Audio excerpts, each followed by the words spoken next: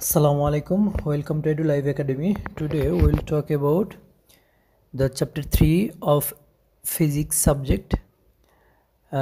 আর এই ভিডিওটা অবশ্যই হচ্ছে যারা খুব অল্প সময়ের ভিতরে এই চ্যাপ্টারের সম্পর্কে কনসেপ্ট চাও যে আমরা ফুললি একটা ওভারভিউ দিতে চাই এই চ্যাপ্টারের উপরে তাদের জন্য মূলত।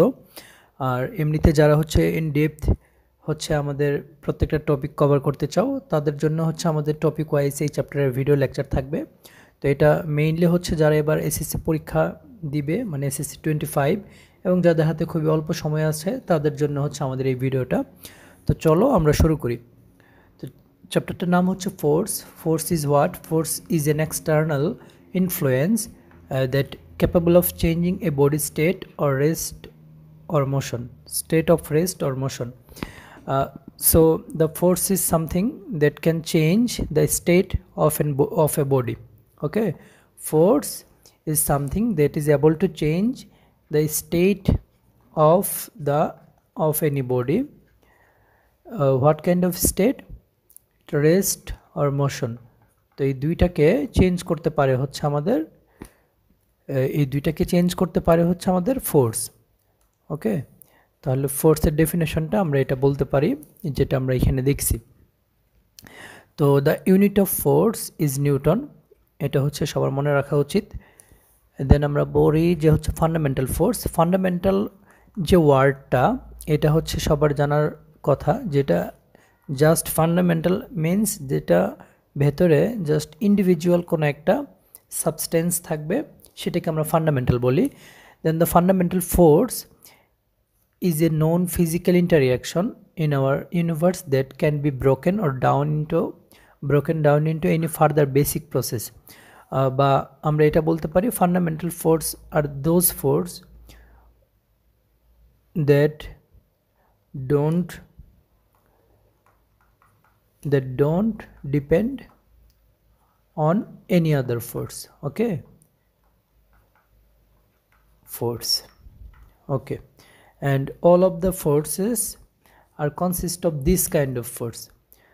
অন্য যত রকমের ফোর্স আছে সেগুলা এই ফোর্সগুলার কম্বিনেশন অথবা এই ফোর্সগুলার দ্বারাই মূলত সেগুলা তৈরি হয়। তো টাইপ অফ ফান্ডামেন্টাল ফোর্স হচ্ছে 4 types: gravitational force, electromagnetic force, nuclear strong nuclear force and weak nuclear force. এর ভেতরে এই তিনটার জাস্ট ডেফিনেশন আর হচ্ছে এগুলো কোথায় থাকে সেইগুলো নিয়ে আমাদের বইয়ে কথা আছে। তো এইগুলো হচ্ছে তোমরা একটু ডেফিনেশনটা দেখে নেবে, আমি এখানে দিলাম না। আমরা গ্র্যাভিটেশনাল ফোর্স নিয়ে একটু কথা বলবো এবং গ্র্যাভিটেশনাল ফোর্স এই ক্যালকুলেশন কিভাবে হয় বা গ্র্যাভিটেশনাল ফোর্সের যে ফর্মুলাটা আছে সেটাই বাকি, এটা নিয়ে হচ্ছে আমরা একটু দেখি। তো গ্র্যাভিটেশনাল ফোর্সের এটা হচ্ছে আমরা ফিগার, এটা আমাদের নিউটন যে ছিল উনি হচ্ছে এই ফর্মুলাটা আমাদেরকে দিছে, এই লটা। সেটা হচ্ছে যে gravitational force is proportional to product of their mass.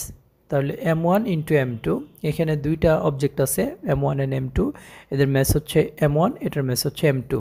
তাহলে f is proportional to product of the mass m1 into m2 and the inversely proportional of the distance, square of their distance. Okay, here the d is the distance between these two objects, d meter. Then we can say that f is proportional to m1 into m2 by d square.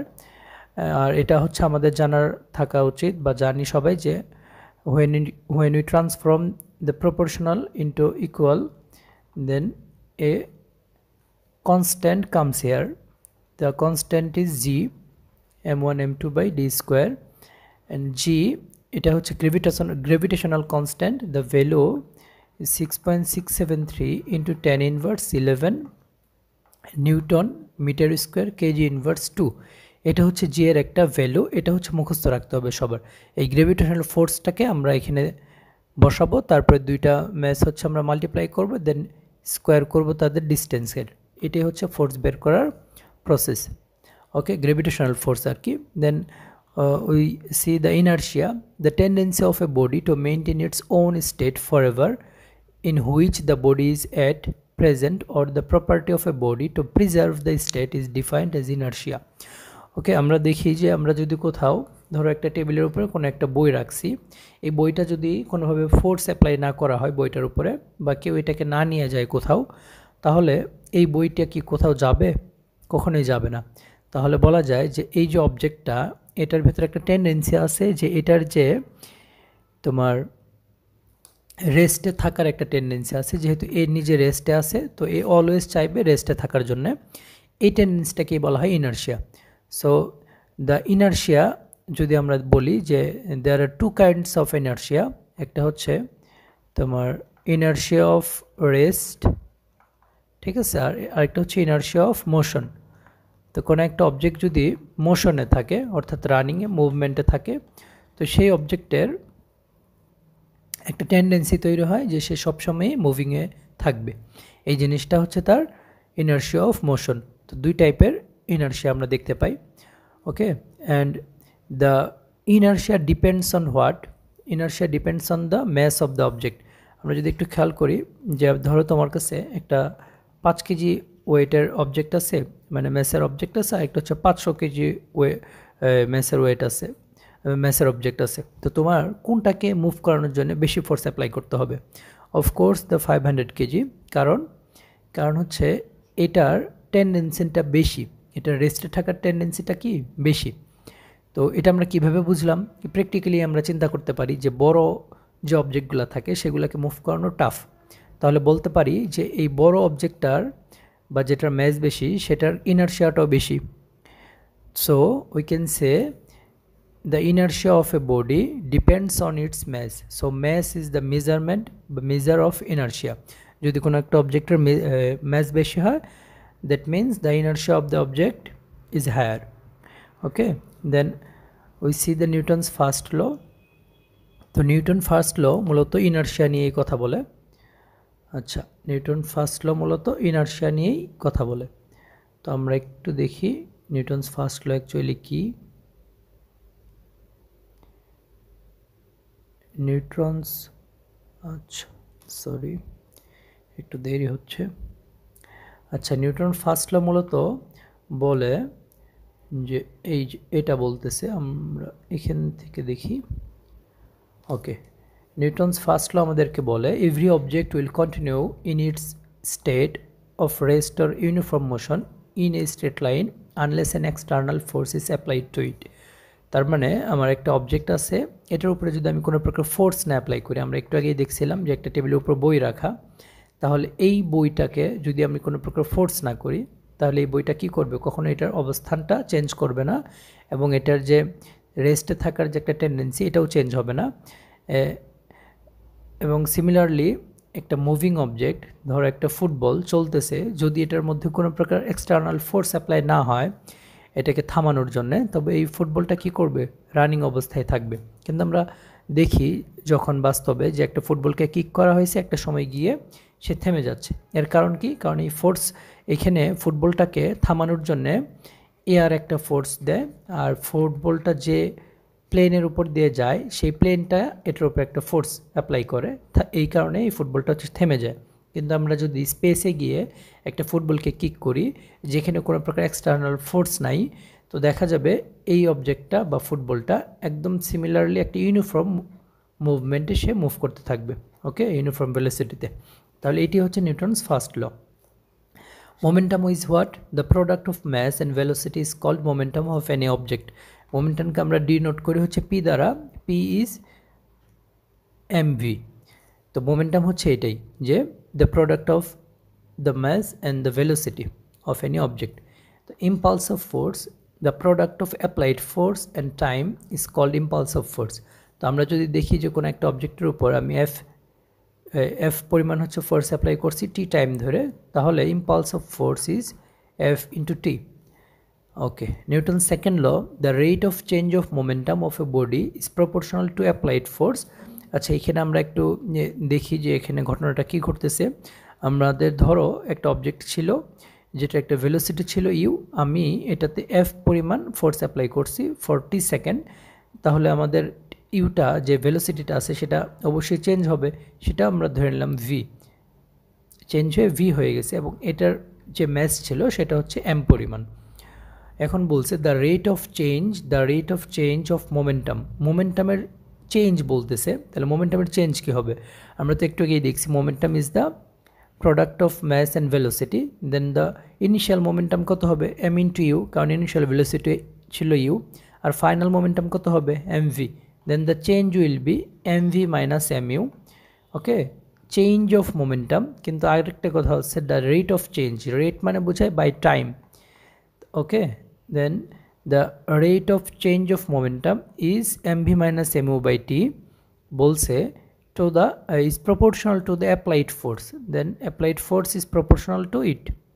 Okay, then we can say f is, যেহেতু আমরা এখান থেকে জানি যে সমান proportional থেকে ইকুয়ালে আসলে আমাদের একটা কনস্ট্যান্ট আসে, এই কনস্ট্যান্টটা হচ্ছে আমরা ধরে নিচ্ছি k, তো k into mv minus mu by t, here k is 1, k equal to 1, এটা নিউটন সাহেব হচ্ছে ধরে নিছে। তাহলে আমরা ফাইনালি লিখতে পারি যে f equal to mv minus mu by t। ওকে, এটা হচ্ছে নিউটন সেকেন্ড ল। অ্যান্ড এখান থেকে আমরা একটা জিনিস পাই যে আমরা চ্যাপ্টার 2তে পড়ে আসছি, এখানে লিখি যে mv minus mu by t, তো we can take m as common, তো v minus u by t। Chapter 2 থেকে আমরা যেটা পড়ছি a equal to v minus u by t, তাহলে এখান থেকে লিখতে পারি a, তাহলে এইটা হচ্ছে আমাদের ফর্মুলা যে f equal to M A. Okay, next আমরা যাই পরের যে টপিক। আচ্ছা, পরের টপিকটা হচ্ছে আমরা নিউটনস থার্ড ল পড়ব মেইনলি এখন।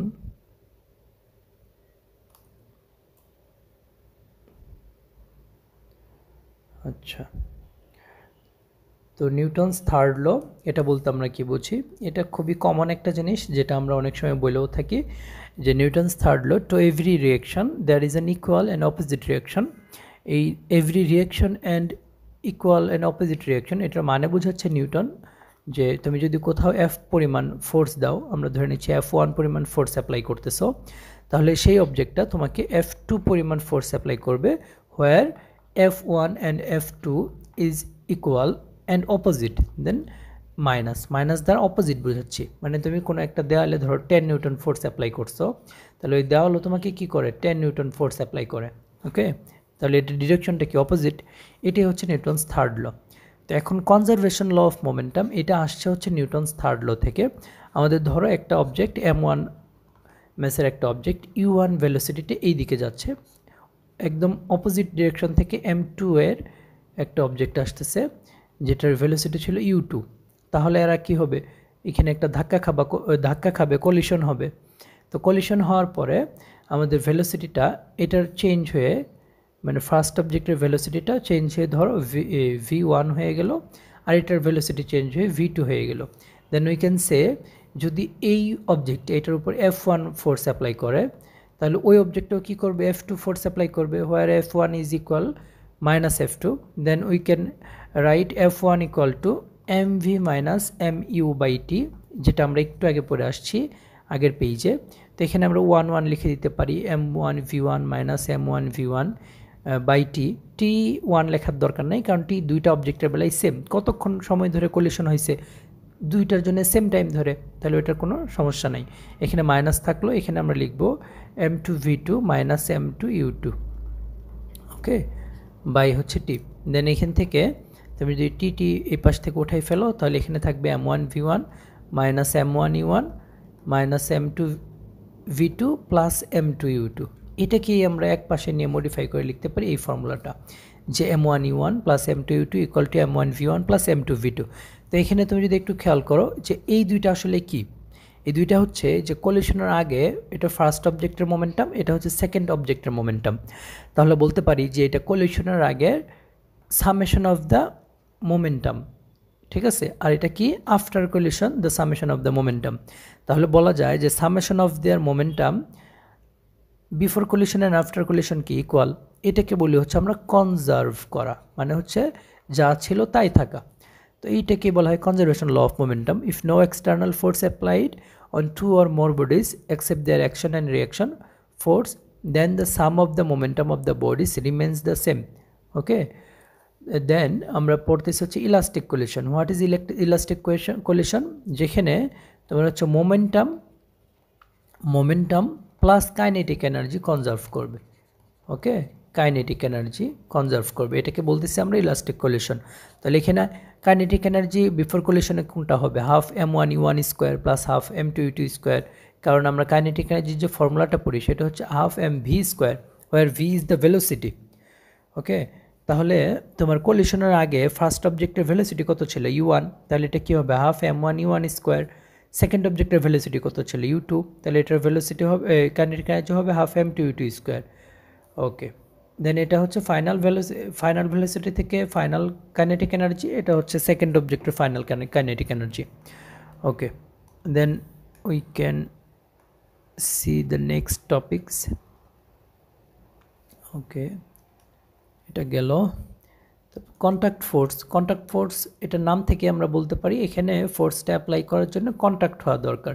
যেমন তোমার কাছে একটা অবজেক্ট আছে, তুমি কি দূর থেকে মনে মনে ফোর্স দিয়ে এটাকে রিমুভ করতে পারবা, বা হচ্ছে টাচ না করে রিমুভ করা যাবে?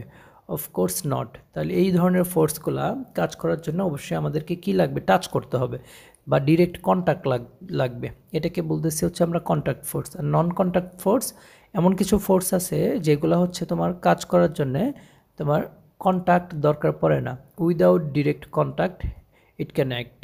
ওকে, তাহলে এটা আমরা দেখি ম্যাগনেটিক যে ফোর্সগুলো, তোমার কাছে একটা চুম্বক থাকলে আরেকটা চুম্বক দেখবে যে কাছে আনলেই একজন অন্যজনকে আকর্ষণ মানে অ্যাট্রাকশন অথবা রিপালশন করতেছে, এই জিনিসটাকে বললে হচ্ছে আমরা নন কন্ট্যাক্ট ফোর্স। ব্যালেন্সড ফোর্স হচ্ছে, ধরো তুমি কোনো একটা অবজেক্টে 10 নিউটন ফোর্স এইদিকে দিচ্ছ, আরেকজন এসে 10 নিউটন ফোর্স এইদিকে দিচ্ছে, অথবা একটা অবজেক্টে তুমি 10 নিউটন ফোর্সে এইদিকে টানতেছো, আরেকজন হচ্ছে 10 নিউটন ফোর্সে টানতেছো, তাহলে এই অবজেক্টটা কি কোনো দিকে মুভ করবে কিনা? Of course not. তাহলে অবজেক্টের স্টেটটা কি হবে? অবশ্যই ব্যালেন্সড, যে এই দিকেও যাবে না এই দিকেও যাবে না। যেহেতু এখানে তোমার ফোর্সগুলোর রেজাল্টেন্ট, যেটা রেজাল্টেন্ট মিনস দ্য সামেশন। এখানে দেখো 10 নিউটন, এটা কি হবে? -10 নিউটন না, কারণ আমরা জানি ফোর্সের বেলায় ডিরেকশনটার জন্য মাইনাস হয়, তাহলে 10 - 10 কত হবে? 0 নিউটন হয়ে যাবে। এখানেও সেম, 10 নিউটন -10 নিউটন, তাহলে 0 নিউটন। তাহলে এটা রেজাল্টেন্ট অথবা সামেশন বলতে পারি আমরা কি? 0। When two or more force acting on an object produce zero resultant force are called balanced force. Okay, friction force আমরা দেখি কোনো একটা অবজেক্ট, একদম নিউটনস ফার্স্ট ল আমরা যদি একটু খেয়াল করি, কোনো একটা অবজেক্ট যে অবস্থায় থাকে সেই অবস্থায় থাকতে চায়, the tendency of keeping the state same, মানে যদি কোনো একটা অবজেক্ট রেস্ট থাকে আর কোনো একটা অবজেক্ট মুভমেন্টে থাকে, তাহলে এই দুইটার টেন্ডেন্সি হয় যে আমরা ওইভাবেই থাকি। কিন্তু আমরা প্র্যাকটিক্যালি দেখি না কেন একটা অবজেক্ট কেন মুভমেন্টে থাকার পরও আস্তে আস্তে থেমে যায়? কারণ হচ্ছে সেখানে একটা ফ্রিকশন ফোর্স কাজ করে, ওই যে এয়ার ফ্রিকশন আমরা বলছিলাম একটু আগে। তো এরকম ফ্রিকশন হচ্ছে 4 রকমের। স্ট্যাটিক ফ্রিকশন, যখন কোনো একটা অবজেক্ট স্ট্যাটিক অবস্থায় থাকে, রেস্টে থাকে, যেমন একটা বই তুমি টেবিলের উপরে রাখছো, এখানে একটা ফ্রিকশন ফোর্স কাজ করে, এটাকে বলে হচ্ছে আমরা স্ট্যাটিক ফ্রিকশন। রোলিং ফ্রিকশন হচ্ছে যখন কোনো একটা অবজেক্ট রোলিং অবস্থায় থাকে, যেমন কোনো একটা চাকা, তখন এখানে একটা ফ্রিকশন ফোর্স কাজ করে, সেটা হচ্ছে রোলিং ফ্রিকশন। স্লাইডিং ফ্রিকশন হচ্ছে এমন ফ্রিকশন যেটা স্লাইড করে চলার সময় কাজ করে। ধরো তুমি একটা অবজেক্টকে টেনে টেনে নিয়ে যাচ্ছ ফ্লোরের উপর দিয়ে, সেটা হচ্ছে এখানে স্লাইড করে করে যাচ্ছে, এটা হচ্ছে sliding friction. And fluid friction is what? Fluid friction works in fluid substance. তো ফ্লুইড সাবস্টেন্স কি? যেগুলো ফ্লো করতে পারে 2 টাইপস সাবস্টেন্স, একটা হচ্ছে লিকুইড, আরেকটা হচ্ছে তোমার কি, একটা হচ্ছে লিকুইড আর একটা হচ্ছে গ্যাসিয়াস সাবস্টেন্স। এই যে গ্যাসিয়াস অ্যান্ড লিকুইড, এগুলো কি করতে পারে? ফ্লো করতে পারে, এগুলাকে বলি হচ্ছে আমরা ফ্লুইড সাবস্টেন্স। তো ফ্লুইড সাবস্টেন্সে যখন কোনো একটা অবজেক্ট মুভ করে তখন একটা ফ্রিকশন ফোর্স কাজ করে, যেটাকে বলি হচ্ছে আমরা ফ্লুইড ফ্রিকশন। আমরা যদি একটু দেখি যে তোমার হচ্ছে যখন আমরা এই যে একটা ফুটবলকে হিট করি, তখন দেখা যাচ্ছে ফুটবল তার ডিরেকশন চেঞ্জ করতেছে। এই ডিরেকশন চেঞ্জ করার কারণ কি? আসলে এখানে এয়ার তাকে একটা ফোর্স দিচ্ছে, যার কারণে সে তার ডিরেকশন চেঞ্জ করে, স্পিড চেঞ্জ করে। এই এয়ারটা একটা কি ফ্লুইড না? তাহলে ফুটবল যখন কিক করা হয় তখন এখানে একটা ফ্রিকশন কাজ করে, সেটা হচ্ছে ফ্লুইড ফ্রিকশন। আবার হচ্ছে আমরা দেখি যে একটা অ্যাম্বুলেন্স সরি অ্যাম্বুলেন্স না, কি বলে যে উপর থেকে যে পড়ে প্যারাশুট। ওকে, প্যারাশুটের মধ্যে আমরা দেখি যে একজন প্যাসেঞ্জার উপর থেকে পড়তেছে, এখানে যে ফোর্স, একটা ফোর্স কাজ করে, যেটা হচ্ছে প্যারাশুটে থাকা যে তোমার পার্সনটা, তার ভেলোসিটি আস্তে আস্তে ডিক্রিজ করে। ঠিক আছে, উপর থেকে পড়ার সময় ডিক্রিজ করে, না হলে তো একদম অনেক স্পিডে পড়তো নিচে, 9.8 পার সেকেন্ড করে তার ভেলোসিটি বাড়তো। তো এই প্যারাশুটটা তার ভেলোসিটিটাকে ডিক্রিজ করতেছে কিভাবে, তার প্যারাশুটের যে একটা লেয়ার, এই লেয়ার উপরে এয়ার হচ্ছে ফোর্স তৈরি করে একটা। ঠিক আছে, এই যে ফোর্স, এটা হচ্ছে ফ্লুইড ফ্রিকশন। তো আশা করি এই চ্যাপ্টারটার ভেতরে তোমাদের কোনো বোঝার আর প্রবলেম নাই। এরপরেও যদি কারো কোনো কিছু বোঝার থাকে আমাদেরকে হচ্ছে কমেন্ট করবে, এবং আমাদের যে টপিক ওয়াইজ ভিডিওগুলো থাকবে, তোমরা যত দিনে পরীক্ষার প্রস্তুতি নিবে তার মধ্যে যতগুলো থাকবে তোমরা ততগুলো দেখে ফেলতে পারো ইনশাল্লাহ। তো ঠিক আছে, সবার জন্য শুভকামনা। আজকের মতো ক্লাস এই পর্যন্তই, অন্য কোনো ক্লাসে ইনশাল্লাহ দেখা হবে। আল্লাহ হাফেজ, আসসালামু আলাইকুম।